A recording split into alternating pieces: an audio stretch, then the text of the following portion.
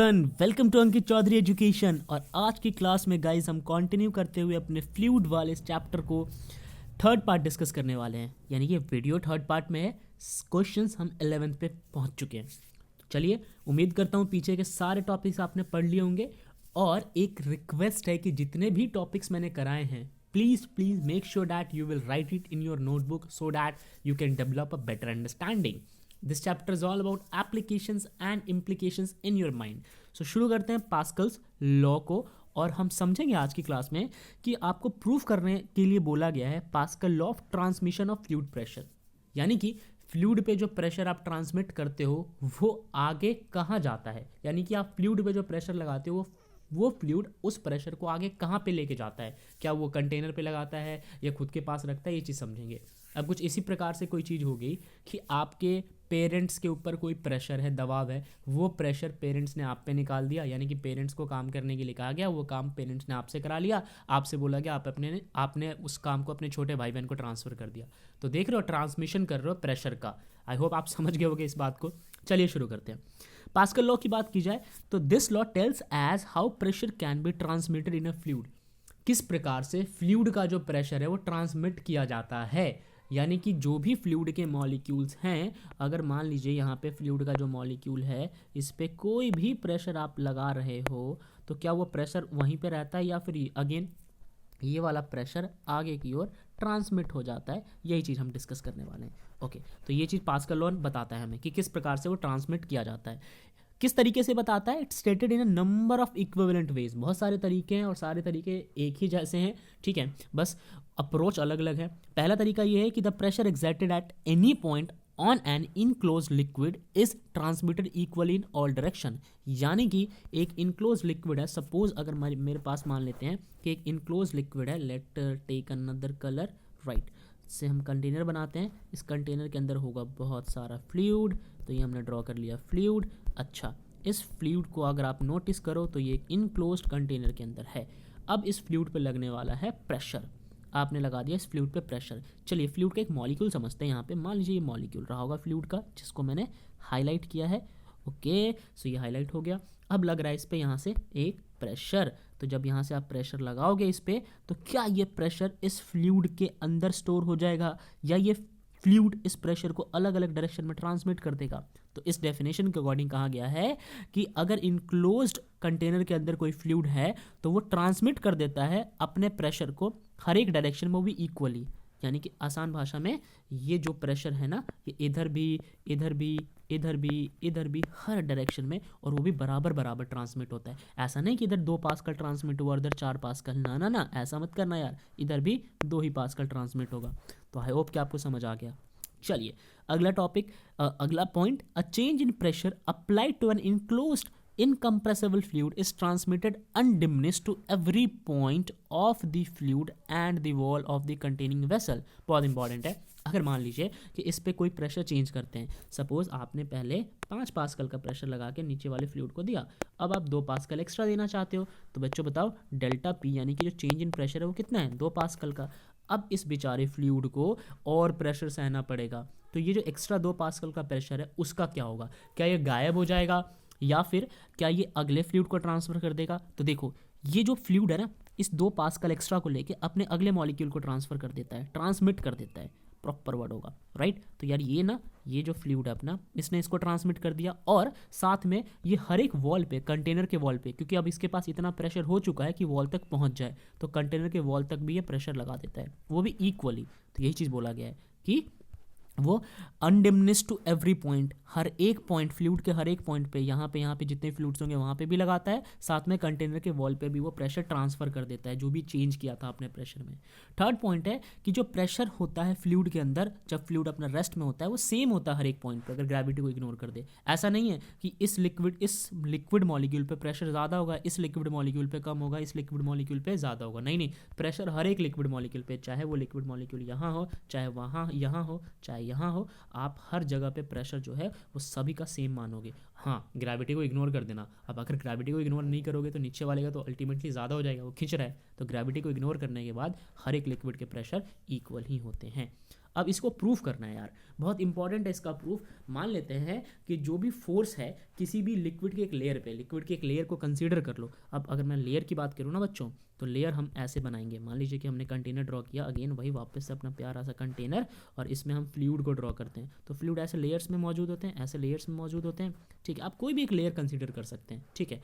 अब इन्होंने क्या कहा है कि जो भी फोर्स लगता है लिक्विड के किसी भी लेयर पे, अगर वो लेयर रेस्ट में है, ठीक है, ये बहना नहीं चाहिए, आप इसको शेक मत करना, इसको शेक मत करना या फिर इसमें एक्स्ट्रा लिक्विड मत भरना, ये रेस्ट में रहने देना। तो उस रेस्ट में रहते हुए लेयर पे, अगेन रेस्ट पे रहते हुए उस लेयर पे लगने वाला फोर्स वो इस पर नॉर्मली एक्ट करता है, मतलब 90 डिग्री पे एक्ट करेगा, बस कुछ ऐसा समझ लो।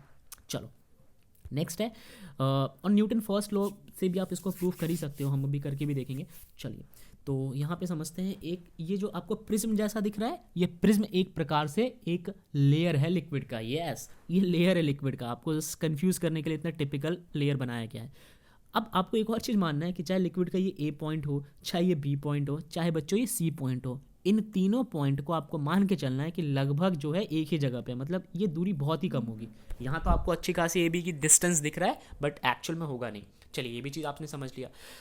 अब ये प्रिज्म के फॉर्म में आपने यहाँ पे एक स्मॉल एलिमेंट कंसीडर कर लिया, किसका? लिक्विड मॉलिक्यूल का। ओके, अब यार इस एलिमेंट को ध्यान से देखोगे तो ट्राइंगल बना रहा है, ए बी सी एक ट्राइंगल बना रहा है। चलिए तो अब समझते हैं कि इन्फीरियर ऑफ अ लिक्विड यानी इन्फीरियर ऑफ द फ्लूइड में आपने एक सेक्शन कंसीडर कर लिया। The element is so small that all its part can be assumed to be at same depth. अच्छा, ये इतना ज़्यादा छोटा है ना कि इसकी गहराई एक जैसी है, बी सी ए, जो मैंने पहले बताया था, सब एक ही पॉइंट पे, ऐसा मान के चलना है आपको।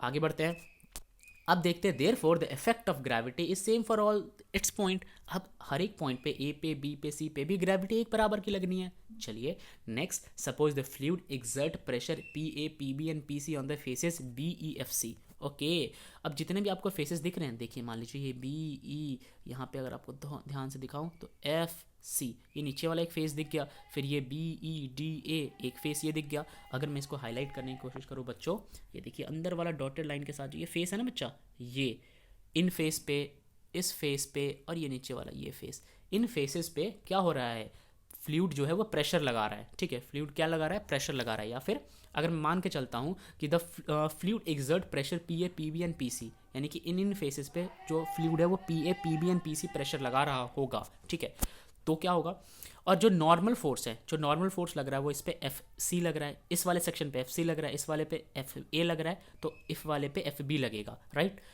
अब एफ बी यहाँ लग रहा है तो प्रेशर क्या लगेगा, पी बी लगेगा। यहाँ पे प्रेशर और फोर्स में बस इतना ही तो अंतर है कि वो पर्टिकुलर एरिया पे लग रहा होगा तो प्रेशर बन जाएगा, और अगर पूरे पूरे पे लग रहा होगा तो फोर्स बन जाएगा। ओके चलिए, ये चीज़ है। तो यार एक बात बताओ, यहाँ पे एंगल क्या बन जाएगा, एंगल बन जाएगा ए बी सी का, ए बी सी, यहाँ पे एंगल बन जाएगा थीटा। ठीक है, कोई ना कोई तो एंगल बनेगा ही। चलो आगे डिस्कस करते हैं इस चीज़ को। अब यार आप एक बात बताओ कि जो हॉरिजॉन्टल डायरेक्शन है अपना, अगर आप इसके कंपोनेंट्स करने की कोशिश करो, जो भी फोर्स है, फोर्स का अगर आप कंपोनेंट करोगे, मान लो कि इस बी को मान लो, ठीक है, इस बी को लेके चलो, इस बी को, बी ऐसे एक्ट कर रहा है, यहाँ भी ऐसे ही है और यहाँ भी ऐसे ही है, इस बी के कंपोनेंट कर दो तो बी के कंपोनेंट हो जाएंगे, एक इधर चला जाएगा इस तरफ और एक इस तरफ आ जाएगा नीचे की ओर। तो वही सेम चीज़ बता रहे कि एक इधर चला गया और एक इधर चला गया। तो अब जब आप इसके कंपोनेंट को ध्यान से देखोगे तो आपको पता चलेगा कि एक इस तरफ वाला तो B F B sine theta बन गया और इस तरफ वाला एफ बी कॉस थीटा बन गया। तो जो हॉरिजॉन्टल कंपोनेंट है यानी कि इस तरफ वाला वो किसके इक्वल है, एफ सी के इक्वल है, इधर वाला एफ सी के इक्वल है, मतलब अपोज कर रहे हैं एक दूसरे को, राइट, तभी तो रेस्ट पे होंगे ना। तो एफ बी साइन थीटा बराबर एफ सी और एफ बी कॉस थीटा बराबर एफ ए। ठीक है, एफ ए ये नीचे है और ये ऊपर जा रहा है, यानी कि एक दूसरे को ये अपोज करेंगे तभी ये रेस्ट पे आएंगे। तो ये चीज़ हमें समझनी थी। ओके, तो एफ बी साइन थीटा हो गया एफ सी के इक्वल, फिर से एफ बी साइन थीटा हो गया एफ सी के इक्वल, और एफ बी कॉस थीटा हो गया एफ ए के equal, F B cos theta हो गया एफ ए के इक्वल। ओके चलिए, अब मुझे एक बात बताइए, जो एफ बी है वो कहाँ लग रहा है, कौन से एरिया पे लग रहा है, ए बी पे लग रहा है। ठीक है, ये वाला अगर एरिया में मान के चलो ए बी है, इसको मान के जो चलूँ ए सी है, और इसको मान के चलूँ ए है, कैपिटल ए स्मॉल ए, तो एफ बी कहाँ लग रहा है, एफ बी लग रहा है ए बी पे, राइट। तो एफ बी की जगह मैं ए बी लिख दूंगा और एफ सी की जगह मैं ए सी लिख दूंगा। तो ये सारे एरिया से रिप्लेस कर दिए गए। अब अबव इक्वेशन से आपको एक बात समझ में आ जाएगी, ये सेम चीज़ है यहाँ पे। जब आप पूरे इक्वेशन को समझने की कोशिश करोगे तो आपको एक आइडिया लग जाएगा कि जो एफ बी वाले थे, ठीक है, यानी कि आपको क्या करना है, इस वाले को इस पर्टिकुलर को इसको इससे डिवाइड करा दीजिए, ठीक है, और इस वाले को जिसको सर्कल कर रहा हूँ उसको इससे डिवाइड करा दीजिए। यही चीज़ की गई है यहाँ पे, ठीक है। या एफ बी साइन थीटा को डिवाइड करा दिया गया ए बी साइन थीटा से, और फिर उसका right hand side F C upon में ए सी आ गया। Similarly F B cos theta को डिवाइड करा दिया गया ए बी कॉस थीटा से। अब जो बच्चों जो चीज़ कट जाएगी ना, साइन थीटा से साइन थीटा कट जाएगी, ठीक है, यहाँ कॉस थीटा से कॉस थीटा, तो अंत में रिजल्ट आएगा एफ ए अपॉन में ए, और यहाँ पे आएगा एफ बी अपॉन में ए बी। सिमिलरली सी वाला पार्ट भी होता है तो एफ सी अपॉन में ए सी। तो फोर्स अपॉन में एरिया क्या होता है बच्चों? प्रेशर। फोर्स अपॉन में एरिया होता है प्रेशर, अगेन फोर्स अपॉन में एरिया प्रेशर। बस ये ए का, ये बी का, ये सी का। आपने देखा हर डायरेक्शन में प्रेशर सेम है, हमने ये चीज़ प्रूफ कर लिया। कट। चलिए अब हम बात करते हैं अगले क्वेश्चन में कि आपको एक्सपेरिमेंटली वेरीफाई करना है pascal law of transmission of fluid pressure, कि जो भी फ्लूइड है अपना प्रेशर ट्रांसमिट तो करता है, और हमने ये भी पढ़ा था कि वो इक्वली ट्रांसमिट करता है, तो इसको एक्सपेरिमेंटली प्रूफ करते हैं। तो बच्चों ये हमने कंटेनर लिया, इसमें हमने वाटर फिल कर रखा है। आप देखिए यहाँ पे इसके 3 सेक्शन कर दीजिए, तीनों के जो अलग अलग डायमेंशंस होने चाहिए। अब यहाँ पे नोटिस कीजिए, ये पूरा जो दिख रहा है आपको, ये इसका एरिया है, राइट। इसके एरिया को ए मानिए, और इस एरिया में जो भी प्रेशर आप लगा रहे हैं ना, मतलब फोर्स लगा रहे हैं, वो एफ होगा। अब अगर ये एरिया इसका डबल हो गया, ये एरिया अगर हो गया 2F, तो इस पर जो भी फोर्स लगेगा वो भी डबल हो जाएगा। तो एरिया अगर 2A हो गया तो यहाँ पे लगने वाला फोर्स 2F हो जाएगा। सिमिलरली इसके मुकाबले में ये एरिया घटा दीजिए, तो इसका एरिया हो गया A/2, हाफ कर दिया, तो यहाँ पे फोर्स भी हाफ हो गया। चलिए अब अगर मैं हर जगह प्रेशर निकालूँ, यहाँ पे प्रेशर निकालूँ बच्चों, तो देखिए यहाँ पे प्रेशर निकालूंगा तो क्या होगा, ये प्रेशर का फॉर्मूला होता है बच्चा फोर्स अपॉन में एरिया, और फोर्स वहाँ पे क्या है, फोर्स है वहाँ पे 2F। एरिया क्या है वहाँ पे, एरिया है बच्चा वहाँ पे 2A, तो वहाँ पे उसको कट कर दीजिए, वो आ जाएगा 2 से 2 कट हो गया, वो अगेन वो आ गया आपका फोर्स अपॉन में एरिया, राइट। चलिए सिमिलरली यहाँ पे भी हम प्रेशर निकालते हैं, इस जगह पे भी प्रेशर निकालते हैं। तो यहाँ पे जब हम प्रेशर निकालेंगे तो यहाँ पे प्रेशर अगेन वही फॉर्मूला होता है फोर्स अपॉन में एरिया। तो फोर्स की वैल्यू यहाँ पे F/2, राइट, और एरिया की वैल्यू अगेन A/2।